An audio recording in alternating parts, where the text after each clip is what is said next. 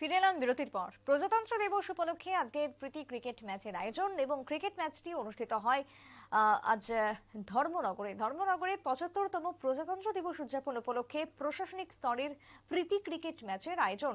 ম্যাচকে কেন্দ্র করে উপস্থিত ছিলেন মহকুমা শাসক থেকে শুরু করে অন্যান্য বিশিষ্টরা।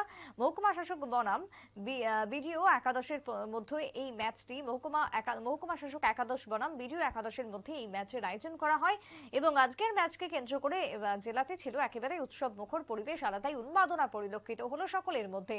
প্রজাতন্ত্র দিবসকে সামনে রেখে এই বিশেষ আয়োজন বলে খবর। ধর্মনগর থেকে কি বক্তব্য উঠে আসছে শুনুন।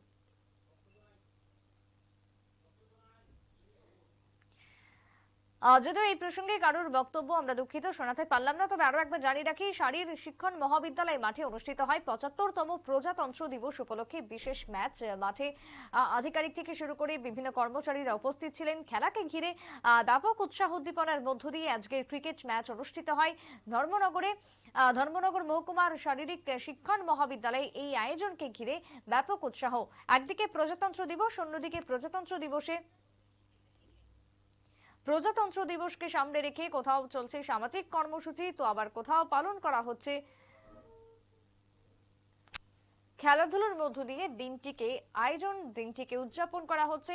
তারই সঙ্গে রাজ্য থেকে শুরু করে জেলার সর্বত্রই জাতীয় পতাকা উত্তোলনের মধ্য দিয়ে দেশাত্মবোধকের একটা পরিবেশ বা আবেশ পরিলক্ষিত হয় গোটা মহকুমা জুড়ে।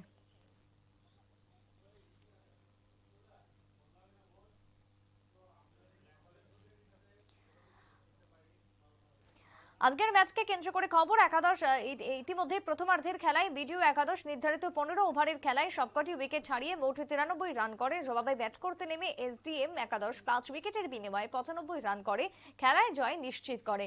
খেলায় ম্যান অফ দ্য ম্যাচ হিসেবে নির্বাচিত হন এসডিএম একাদশের আবু তাহের। এবং আজকের খেলায় উভয় দলের অংশগ্রহণে বিশেষ করে প্রশাসনিক আধিকারিক থেকে শুরু করে অন্যান্য কর্মচারীদের উপস্থিতি ছিল একেবারে লক্ষণীয়। ছোট্ট একটা বিরতির পর ফিরছি, সঙ্গে থাকুন।